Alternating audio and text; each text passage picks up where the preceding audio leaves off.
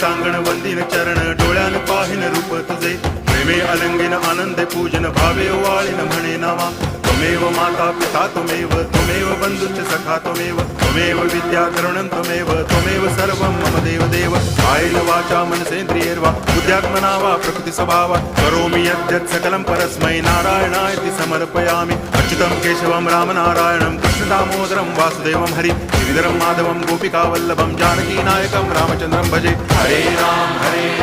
Ram Ram Hare Hare Hare Krishna